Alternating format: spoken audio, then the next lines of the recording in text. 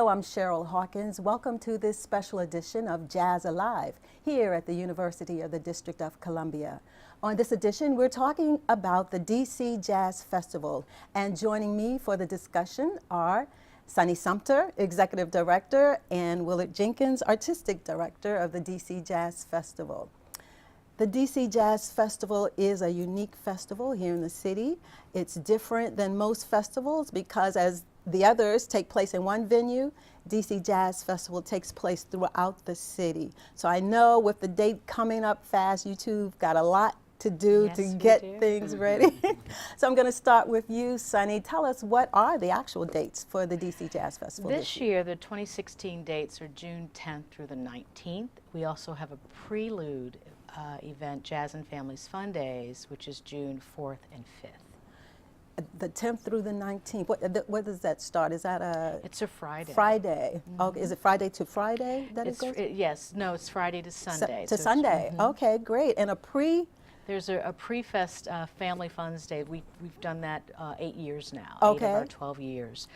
We had over 6,000 last year. People come out. It's free. It's a family-friendly event that celebrates jazz and the visual arts. Wow. So what are some of the locations where we can expect DC Jazz Festival this year? Well, DC Jazz Festival is in 21 neighborhoods this year. And Willard, as our artistic director, has done an amazing job of programming something for everybody. And we've got, you know, over in Anacostia at the Arc, we've got then at the Atlas on 8th Street, DC Jazz Fest at the Yards, which is our tentpole event in Southeast near the Navy Yard. The Hamilton is our main stage event. Also wonderful here right at UDC. We look forward to a second year of partnering with UDC to present some pretty amazing events. And so Willard, as artistic director, that's a big job. Sunny just said you've done a fantastic job. You brought all the talent together. Did you come up with ideas of what's going to happen for the whole festival? Well, you know, there's a lot of coordinating that goes on. Not only are there specific events for which I book the talent, but there's also the aspect of coordinating all these different venues and neighborhood activities that Sunny mentioned. You know, it becomes kind of like herding cats after a while. Imagine. but you know, it's great work, and as I say, you know, the core of it is setting the artistic agenda and working with our partners and booking our various venues that we have direct responsibility to book. And then, of course, there are venues which do programming that they desire to present, and we have to kind of work to coordinate that, make sure that programming is coordinated with the overall theme of the festival and with the festival itself. So what is the theme for this year? The International Language of Jazz. The International Language of Jazz. Yes. I love yes. that. Did you come up with the theme?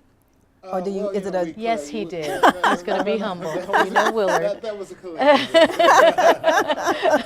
We have a partnership. Yes, we do.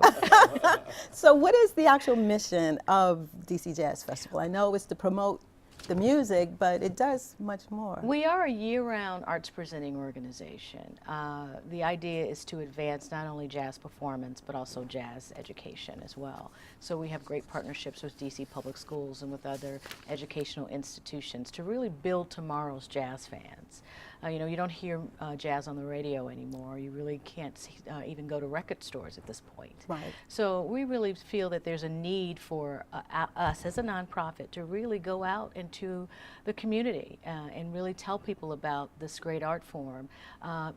From toddlers through our DC Jazz Pops program, which is over at the Covenant House. We're actually doing storytelling for kids as young as 18 months on up to our seniors. Wow. I mean, the idea is that we really are building tomorrow's jazz fans. I should tell you that our signature programs are not only the June Fest, which we just talked about the dates, but also our education program, which we've got about 6 or 7 initiatives under that. And then we have an embassy series that's named after our wonderful founder, Charles Fishman. It's the Fishman Young Artist Embassy Series. And the idea is that we want to celebrate the international language of jazz by bringing emerging artists into embassies and really shining the spotlight on their work. all of this is sounding really fantastic to me. So I want to know a little bit more about you two, who you're responsible for putting all of this together. Start with you, Sonny. I know you're a professional vocalist. You've performed locally, nationally, internationally. And I was wondering, because you also have your degree from Howard University in business music. Hello. And minored in jazz voice. Were you just that smart going to school and you knew I was going to put these two together? Or did somebody say you better add something along with the singing? Well, you know, I've got pretty smart family members that are always guiding me and guide all of my brothers and sisters. And one of the things that, you know, I've always wanted to sing. I knew I was going to be a singer since I was 9. But I knew I had to be practical. And so I actually started off as an accounting major. Oh, really? Yes. But I knew I was hanging out with the fine arts people. So it was the next semester I transferred over to fine arts. And at that point I understood that, you know, I found out about this music business program. So that kept me on in the business school and also in fine arts as a double major. That's a great balance It is. there. And your career, you've had a great career with the Aspen Institute, the National Foundation for Teaching Entrepreneurship, the Smithsonian Institution, the Rhythm and Blues Foundation. What was the thing that attracted you to the position as executive director? Well, I started off as director of partnerships when I first came on board. When Charlie Fishman, our founder, when he was really executive producer, he brought me on to really start expanding the education program and also really connecting the dots of all of the partners here in DC. And so we now have, you know, well over 80 partners. And the idea was to really sit with them and to find out how we can really create meaningful partnerships. And from that, it went on to managing director, and I've been executive director for 4 years. It was a natural That's right. I've been with the transition for you. organization, I can't believe it, for 8 years. Oh, really? Yes. Great. And what about you, Willard, from Kent State University? You told me your degree was in sociology, but you've done so many other things. You're an academician, and you've been in media, a broadcaster, you're an author, you've done so many things. You bring such an artistic director for several jazz festivals throughout the country. What attracted you to DC to want to be the artistic director? Well, you know, I've been living in D.C. since '89, and I have done a lot of that work that you detailed from the base of living here in Washington, D.C. And was very excited when what was originally the Duke Ellington Jazz Festival was founded by Charlie and eventually became the D.C. Jazz Festival. So I was a keen observer of what went on with the festival, mainly as a journalist and broadcaster. And I was doing this kind of artistic direction work at other places, namely at the Tri-C Jazz Fest in Cleveland for 18 years, and at Tribeca Performing Arts Center in New York, and at the Beantown Jazz Festival in Boston, and various places. And so when the opportunity arose and the DC Jazz Festival was seeking its first artistic director actually, it's a situation that it was, you know, seemed tailor-made for what I had been doing and for my experience and whatnot. And it was a very happy circumstance that in January of 2015 I started as the artistic director of DC Jazz Festival. So this year, the 2016 festival will actually be my second festival. Excellent. So the festival, when it was what was it, Duke Ellington? Yes. The festival, they never had an artistic director. We had, or did they? Charlie actually served As both. as both. So he did some artistic directing with Paquito de Rivera, who also used to do some of the artistic direction as well. But when what Willard's referring to is the board appointed its first artistic director last year. What was that conversation like? Did they have in mind what they wanted the artistic director to do, and did you have in mind of what the artistic director should be? You know, apparently they did, and apparently I did. We have a very committed board, a very engaged board. In fact, we just passed a 3-year strategic plan. And they knew exactly what they were looking for and went through a very rigorous process, search process over time to find the right person, which is Willard Jenkins. Well, I totally agree, and congratulations on the second year. Well, thank you. Moving forward. So let's talk a little bit more about the festival. Talk a little bit more about the week's activities. What are we going to see? Well, Sonny mentioned our preview the weekend of June 4th at the Phillips Collection, which is a wonderful event that attracts over 5,000 people for performances throughout the day and for children's activities throughout the day at the Phillips Collection. And then the actual festival proper begins June 10th. But then preceding that, we've got a couple of our International Language of Jazz events at a couple of embassies.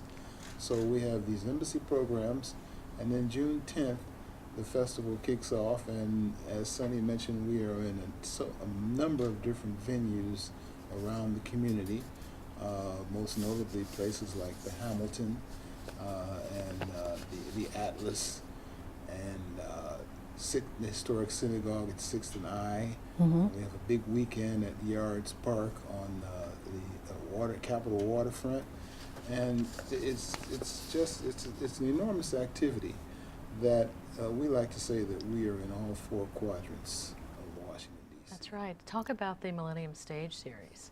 Yeah, we have a Millennium Stage Series at the Kennedy Center, and this year that series is going to be focused on the drum, and specifically on drummer band leaders, and it's called This Is the Drum. And it's 6 evenings throughout the course of the festival on the Millennium Stage, and as everyone knows, those programs are free.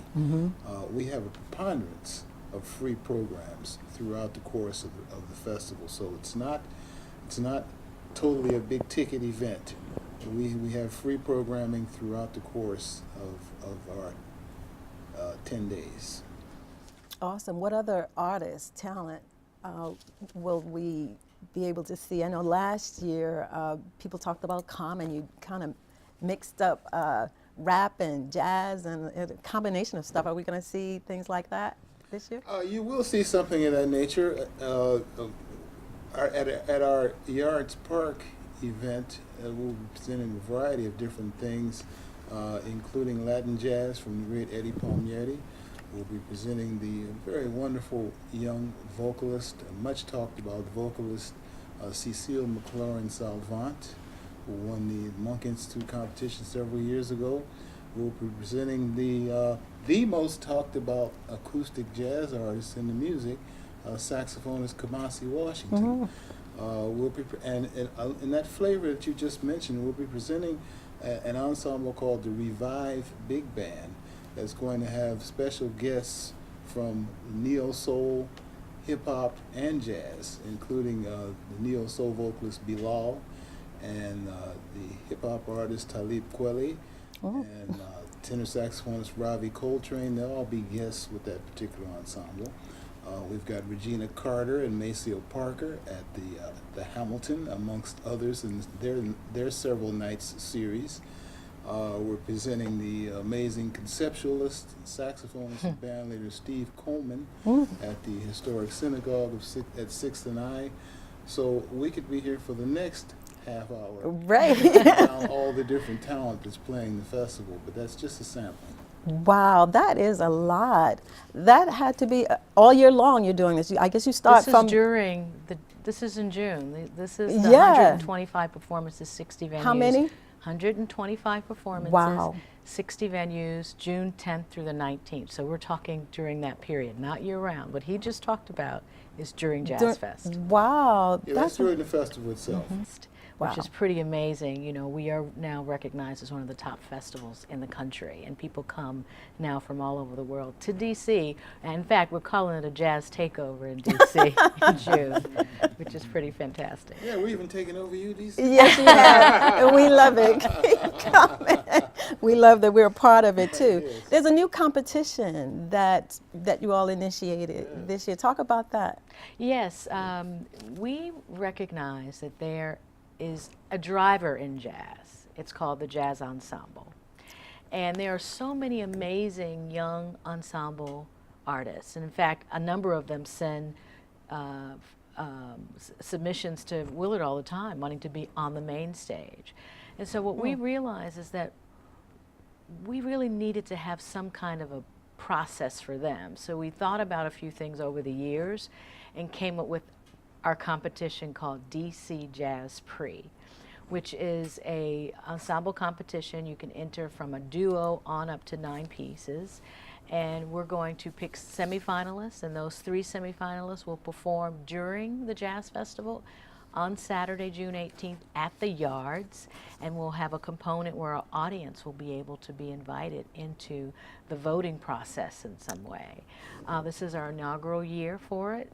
We have this wonderful woman who is one of the heroes of jazz and of really singing about jazz as an idiom, and that's Sarah Donnelly, who lives right here in DC, who's worked for a number of national jazz organizations. She's actually spearheading this project for us. We're very excited about it. So what is it going to take to be a winner? Uh-oh. Competition. Uh-oh. Yes. High class proficiency. Yes. High class proficiency. And you know, when you talk about, you know, the ensemble or the band, that's the core of what this music is about, because this is a most democratic of musics in terms of how the bands interact and in terms of how musicians interact on the bandstand. It's truly a democratic process. And with bands being the core of this music, we just felt that it was incumbent upon us, when we started talking about having a competition, that one way we wanted to separate ourselves from other competitions was that ours would be a band or ensemble competition to promote that. Because there is a school of thought that we no longer have the band system that we once had in this music. As a way of musicians developing and learning their craft in a band context. The idea of a band is not the same as it was once before, because bands simply these days don't stay together as long as they once did, so they can develop over time. So we're kind of encouraging the whole aspect and the process of a band or ensemble through this competition. Do they include vocalists? Yes, we are Okay. including vocalists. So we decided that we just put everyone together, and it actually includes, you know, the boards part of it too. So people, you know, the technical side of it as well. So people that wanted to do any kind of techno music is also encouraged to come on in. That's awesome. And you said that musicians, these bands, were actually reaching out to you to say, I want to be a part of the Jazz Festival. Is it, we've become that popular? Well, you know, we, on our website, which is dcjazzfest.org, we have a means for people to communicate with us regularly. And we get communications from bands on a daily basis. I kid you not, from bands on a daily basis desiring to play the festival. Now, you know, not all of those bands necessarily have the cachet or the visibility to play a major festival, nor have all of those bands had experience playing in Washington, D.C. and establishing an audience and a presence in Washington, D.C. So we look to find various vehicles to at least engage those bands and to not ignore those inquiries. And this competition is one way we do that. Talk about the music scene in DC a little bit. I had someone say to me not too long ago that they didn't think the music scene in DC was thriving as much as it used to. What do you say to that? Interesting. Well, you know, people will say that about whatever community they're in. Right. That's Okay. right. Quite honestly. Okay. That is a constant theme in whatever community. It ain't like it used to be, you know, that kind of thing. But, you know, I'll make a case that Washington, D.C. has a vital jazz presence. When you look around the community, as we must do in presenting this festival, you look around the community, we have to take a survey of what other people are doing in the community, what other people are presenting in the community, and make sure that we do something that is distinctly different, and that we're not repeating what other presenting organizations in the community are doing. When you look at that, at the field of presenting opportunities and opportunities to hear live jazz in this community, you get a real sense of the riches that we have here in the Washington, D.C. community. And we certainly have a first-class community of jazz musicians who live right here in this community. And that's one of the things we try to do with our festival, is to celebrate them and provide opportunities and platforms for them to perform that are a bit, I'd say, a bit higher profile perhaps than some of the regular things that they do. So you know, what you just said, you can look at it both ways. You could look at it and say, well, things ain't what they used to be. But then when you look deeper, you realize, no, they're not what they used to be, but in some respects, they're better than they used to be. Right. And DC, I think, has a very vibrant cultural scene here. There's a little bit of something. I'm just talking about DC proper. You could actually go outside of DC proper into the other counties and find some pretty significant jazz programming going on, as well as what's happening here in DC. I think what we've learned is that, you know, we have such a diverse community here, is that we want to grab them all, and that's the great thing about jazz. There's something for everybody. You know, there's gospel now jazz, there's soul jazz, there's there's smooth jazz, which we know has been out for a long time, and you know, there's obviously big band jazz, the bebop and avant-garde, you know, free jazz. There's all kinds. So really, there is something for everybody, and I think when people start to really dig into the festival, they can see all the different components that make jazz what it is and find what fits them. You know, because I always like to say that jazz is not a style or a form of music. Jazz is like an aesthetic umbrella under which are all these different styles, all these different ways of playing the music. And I really think that there's something for everyone. And one of our parts of our mission is actually to connect artists with the audiences. And you would be surprised how many people are hearing an artist for the first time. Somebody that we think, because we're aficionados, right? And we think that you know, maybe they've seen him before several times, but no, they're seeing him for the first time. Yeah, everybody knows him, but no, that's not the case. You know, we have to take off the rose-colored glasses sometimes. That's right. Right. And we have an uptick in audience development every year. So we're bringing people from all walks of life to Jazz Fest and saying, here, you know, similar to what they do down in New Orleans. You know, what makes New Orleans, the Jazz Festival down there work, is all the stakeholders in that town coming together to celebrate jazz, and that's what we're doing here. You know, it's about economic development with the city. The city has wrapped their arms around us. You know, some of the big development companies, Forest City Enterprises is one of the big sponsors for Jazz Fest, because they realize that it's an economic driver here in this town, just similar to what's going on in Newport, Monterey, and down in New Orleans. You just made a dozen questions go in my head, but I want to get to this particular one first, and maybe I can get back to some of those others. This is a huge undertaking. You're a nonprofit organizations. You have funders and sponsors, but volunteers. You got to have volunteers to help make this work. Yes, volunteers. Please contact us at info@dcjazzfest.org. How many volunteers do you work with? It takes well over 100, as you could imagine. Wow. And we need the same volunteers come back every year, and we're truly grateful. We would not be possible. This would not be possible. You know, thinking about volunteers, our board of directors are all volunteers, right? So, you know, we and it all walks of life. So even children come and support. So you know, we encourage the communities, college students, parents, teachers, you know, everyone to just reach out and support the festival, June 10th through the 19th. And we also have internships. Yes. Oh, great. We do. We have an internship, minimum of 16 weeks. Not a lot of hours required, but it's a hands-on internship experience. And how do you gauge what's working or what didn't work, or have you had anything that didn't work? Can't understand how you could with music, but how do you gauge what went very well, and we're going to do that again next year? We have an economic impact survey that we do for the city, and we also have a performance survey that we do for the main stages. And we collect that data, analyze it at the end, and it helps us look at what we can do better every year. So the attendees are filling these out? Yes, attendees are filling them out. Oh, awesome.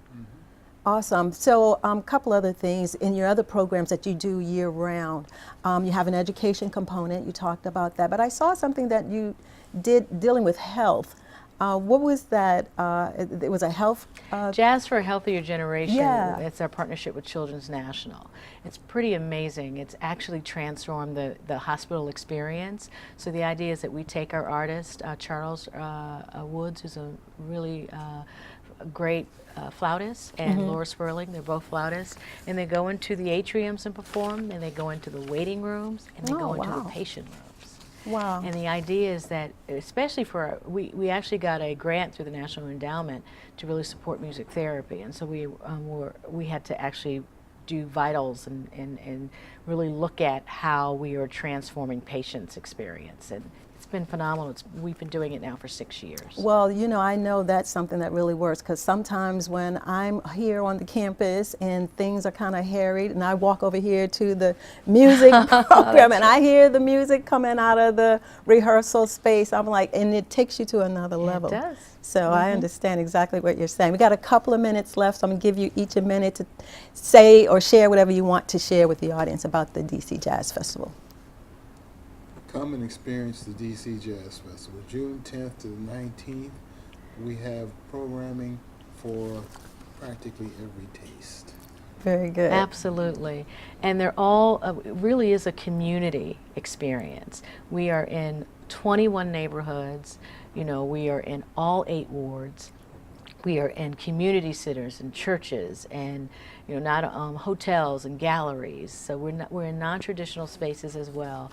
And any folks that want to get involved or volunteer, please again reach out to us at info@dcjazzfest.org. Well, thank you both so much for being here on JAZZAlive. Thank you, Cheryl. Thank you so much. Again, I want to thank my guests, Sunny Sumter, Executive Director, and Willard Jenkins, Artistic Director with DC Jazz Festival.